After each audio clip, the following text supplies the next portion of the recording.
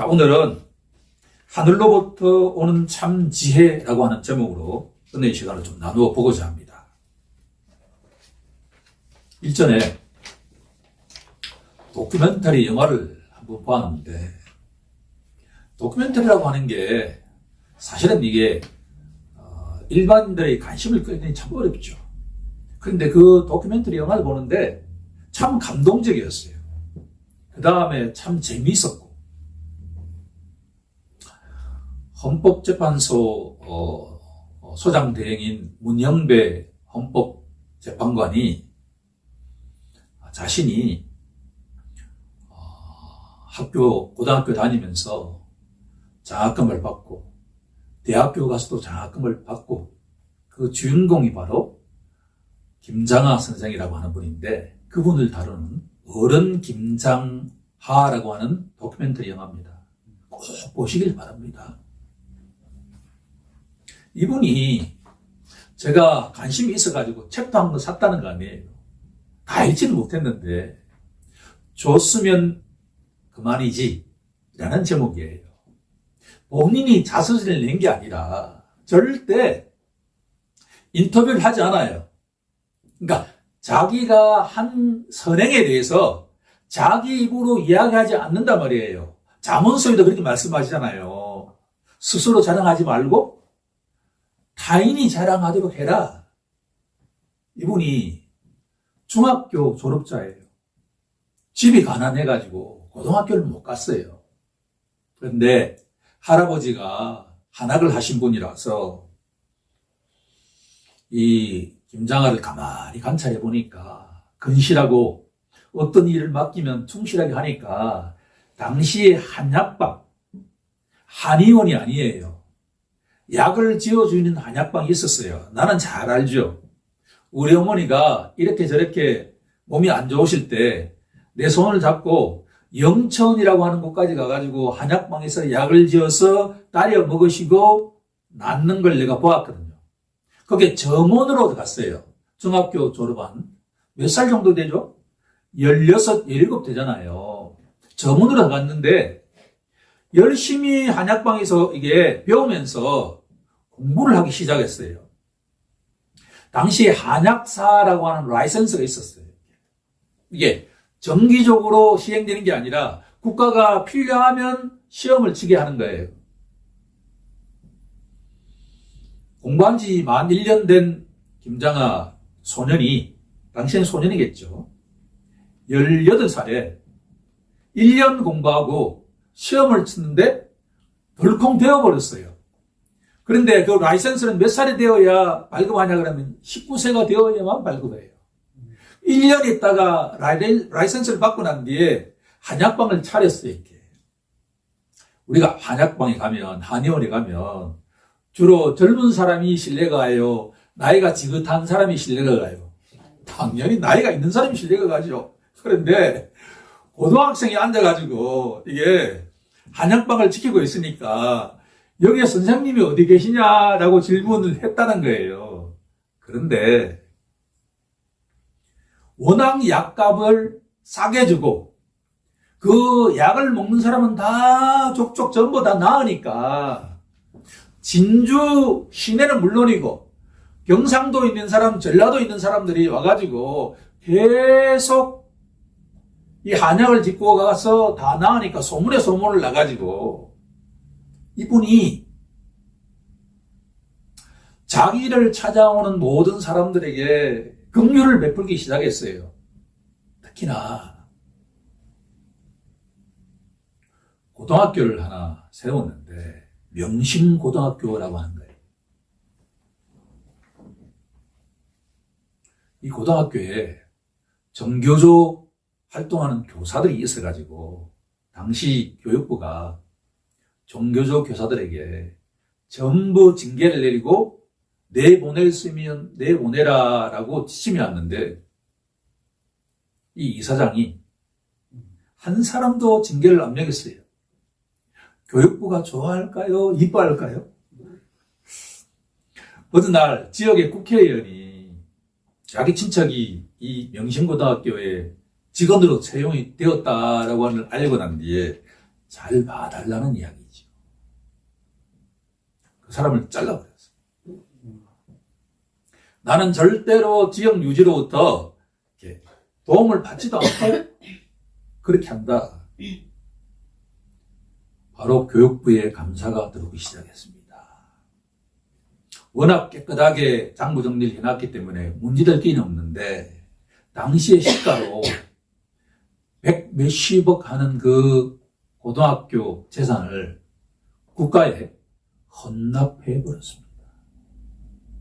그 일만 아니라 지역의 문화예술 활동이라든가 지역의 긍휼을 필요하는 모든 사람들에게 정치, 경제, 사회, 문화 모든 분야에 이분이 후원과 기부를 하는데 절대로 자기 이름을 드러내지 않는 것과 같은 사람이에요. 그것을 지역의 어떤 기자가, 촌사람처럼 생긴 기자가 진짜 헌신적으로 그 이야기를 담아낸 책이 바로 줬으면 그만이자는 책이에요. 저와 아내가 보면서 목사인 저도 저 사람처럼 살아가라고 하면 못 살겠다라고 할 정도이에요. 꼭 한번 보세요. 제가 이야기를 하는 것은 뭐냐 그러면 우리가 김장하 선생님처럼 살아가야 된다는 이야기가 아니에요. 그런데 이분이 종교적인 백그라운드가 모르기 때문에 예수를 믿는지를 난 몰라요. 그런데 많은 사람들이 이 사람에 대한 별명을 지었는데 지금의 예수다라고 지었다라고 하는 거예요. 아직까지 제가 예수 믿는다는 소식을 찾지 못했어요. 오늘 본문으로 들어가 보면 우리의 영적 아버지이신 하나님은 자녀들이 어떤 자가 되길 원하냐 그러면 13절에 나와 있는 것처럼 지혜로운 자가 되길 원한다라고 하는 거예요. 총명한 자가 되길 원한다. 부모 또한 그렇지 않을까요? 자기 자녀가 지혜롭게 행동하길 원하죠. 총명스럽게 행동하길 원하잖아요. 그러려면 어떤 자가 지혜로운가? 라고 질문한다면 야고보서는 행함을 보이는 자가 지혜로운 자다라고 이야기해요. 구약의 잠언서가 있잖아요. 신약의 잠언서가 어디에 해당이 되냐라고 신학자들이 답을 하기를 야고보서다라고 합니다.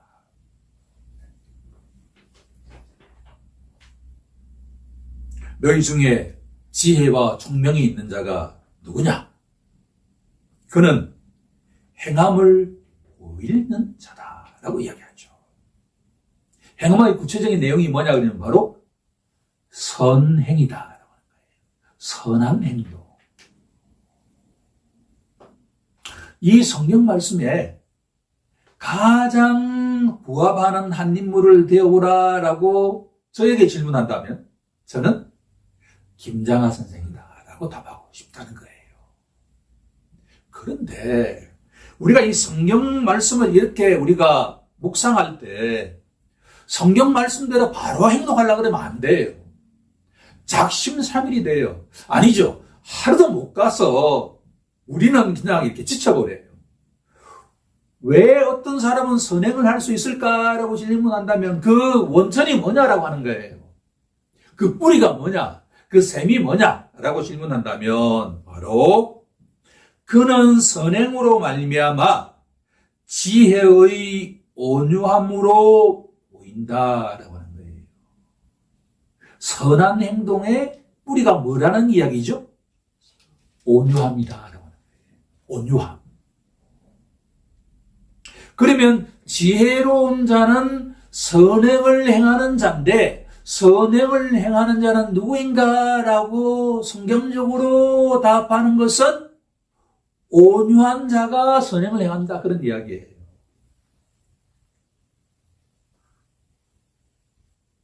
여기에도 제가 다큐멘터리와 영화를 보니까 참 온유합디다.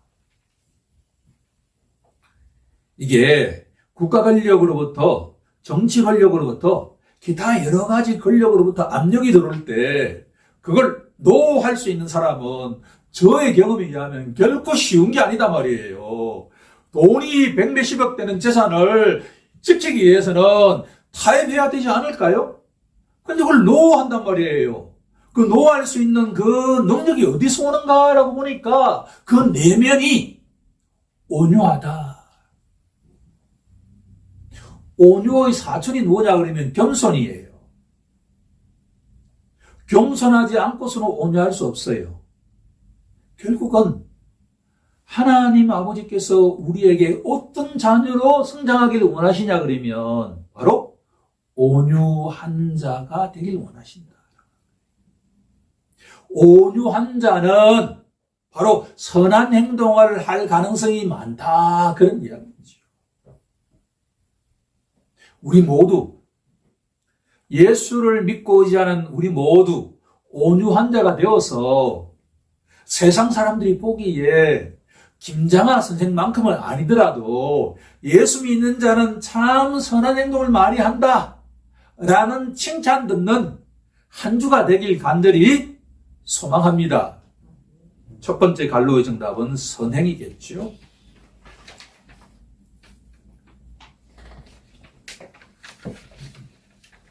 그런데 오늘 내용의 핵심은 지금부터예요. 지혜는 참 지혜가 있다면 또 하나가 정반대로 무슨 지혜가 있을까요? 거짓 지혜가 있다라고 하는 거예요.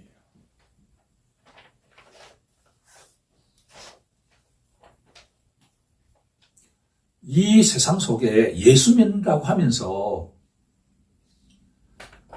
지혜롭다고 행동하지 않을 사람이 있을까요? 그래서 문제는 뭐냐 그러면 자기도 모르는 사이에 참 지혜가 아니라 거짓 지혜를 붙들고 살아갈 수가 있다라고 하는 게 오늘 내용의 포인트라고 저는 생각합니다.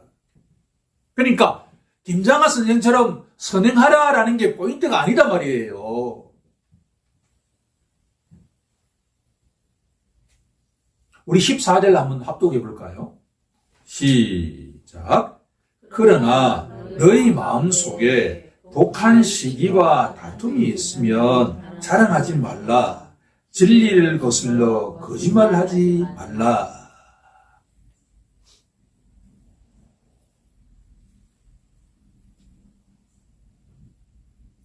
내가 선한 행동을 한다고 하면서 나는 참 지혜로운 자다라고 본인은 그렇게 생각하는데 하나님 보시기에 그렇지 않게 보이는 경우가 있다라고 하는 거예요.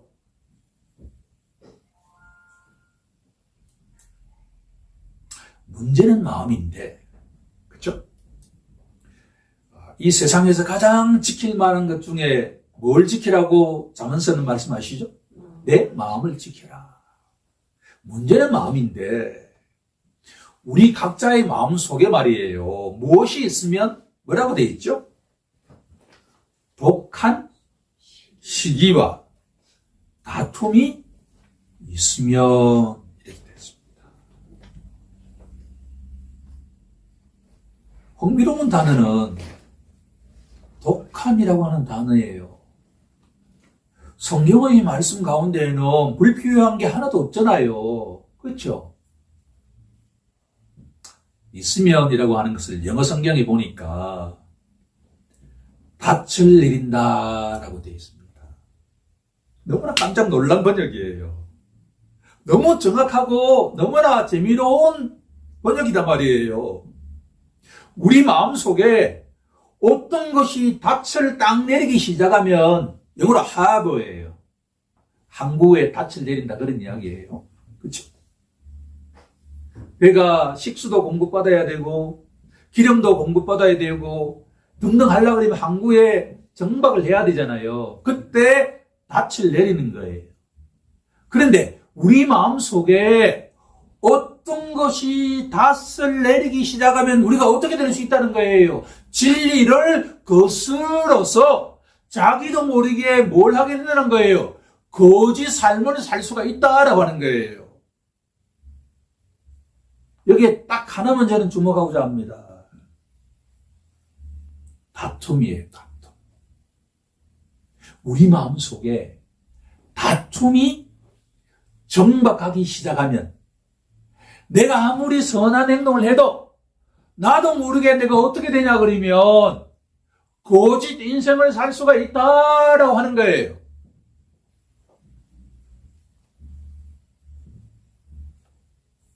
저는 성경 말씀을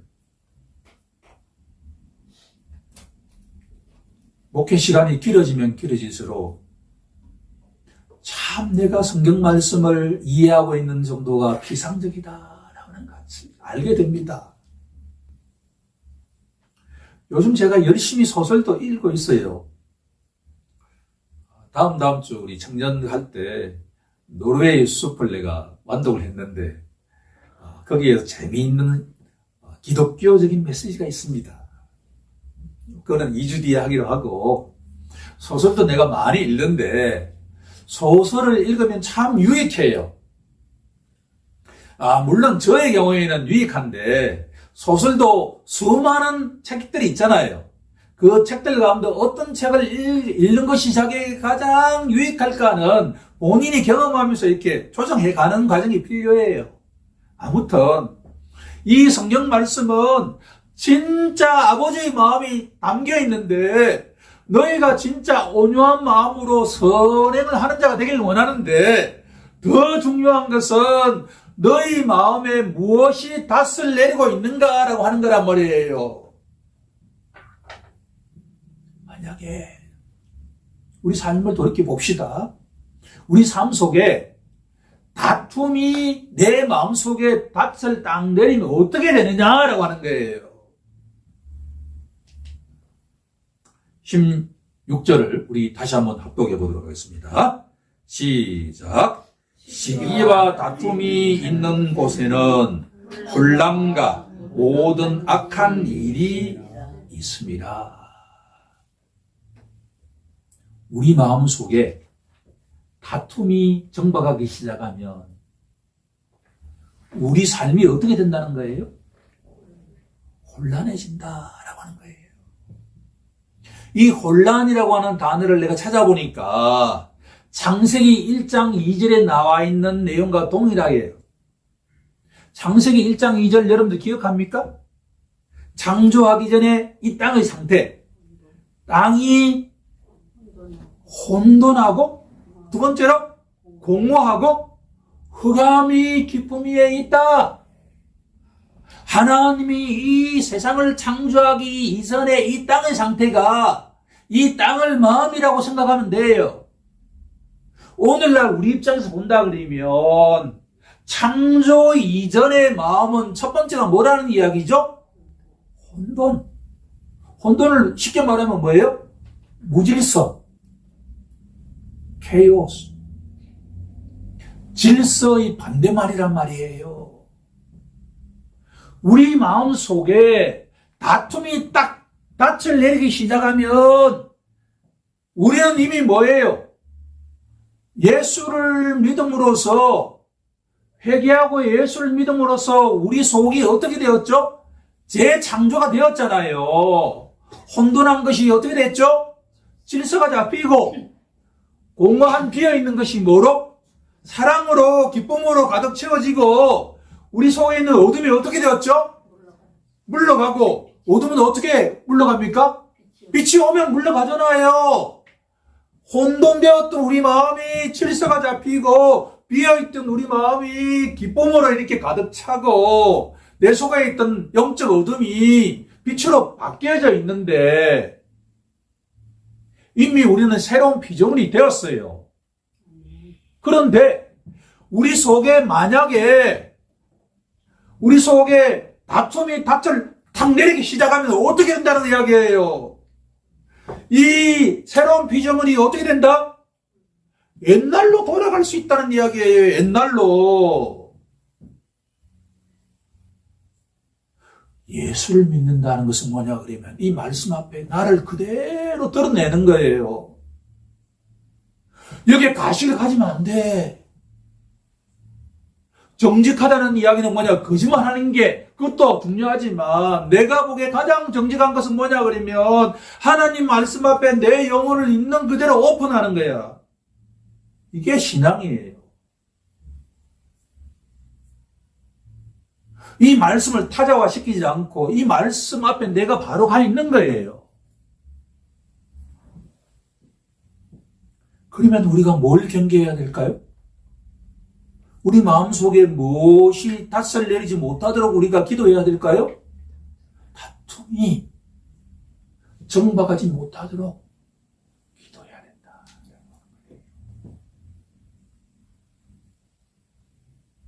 거짓 지혜는 한 단어로 요약한다 그러면 오늘은 무엇을 동반한다? 다툼을 동반한다는 거예요. 다툼을.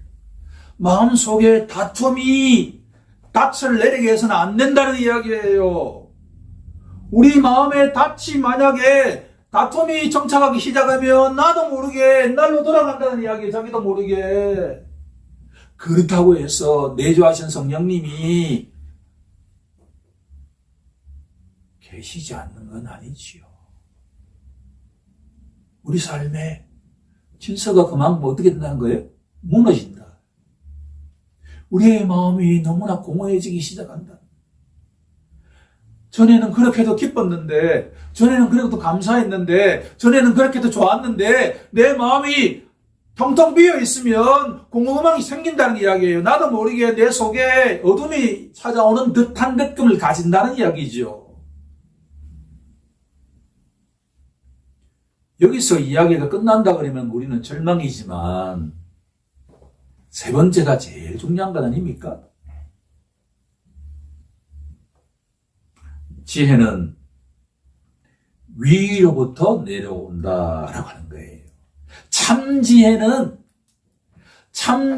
위로부터 내려오는 선물이다 그런 이야기예요. 이게 우리가 김장하 선생처럼 선행을 하자 해서 할 수 있는 게 아니라 우리 속에 어떤 선물이 임해야 된다는 거예요. 위로부터 하늘에서 오는 지혜가 임하면 내가 어제보다 내가 내일 뭐 할 수 있다는 이야기예요.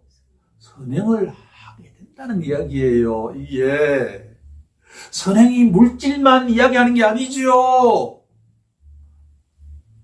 캐톨릭에서는 구제를 얼마나 했는가에 따라서 구원이 결정되는 듯한 그런 이야기를 하지만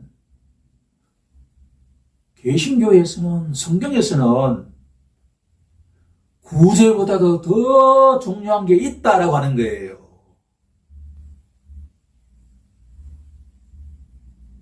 위로부터 오는 참지혜는 땡땡이다. 17절을 보게 되면 오직 위로부터 난 지혜는 첫째 성결하고 다음에 화평하고. 저는 오늘 이 말씀 가운데 화평이라고 하는 단어에 주목해 보고자 합니다. 위로부터 우리 각자에게 지혜의 선물이 임하기 시작하면 나도 모르게 열매가 나타나기 시작하는데 내 마음속에 다툼이 정박하려고 할 때 기도 등등을 통해 가지고 뭘 꺼내버려야 된다는 거예요. 다툼 대신에 뭘 닻을 내리게 한다는 거예요? 화평이 닻을 내리게 해야 된다는 거예요. 화평이. 우리의 기도가 그래야 될 줄 믿습니다. 오늘 이 시간 이후부터 한 주 내내 이걸 한번 붙들고 살아가 봅시다. 하나님 우리에게 거짓 지혜가 아니라 다툼이라고 하는 거짓 지혜가 아니라 화평이라고 하는 참 지혜가 내 마음에 닻을 내리게 해달라고 말이에요. 왜? 내가 지금부터 화평하자 해가지고 화평할 수 있는 거예요? 아니에요? 아니다 말이에요. 하나님이 선물을 주셔야 내 마음에 다툼이 물러가고 다툼이라고 하는 어둠이 물러가고 내 속에 뭐가 셋업된다는 거예요. 화평이 셋업된다는 이야기잖아요.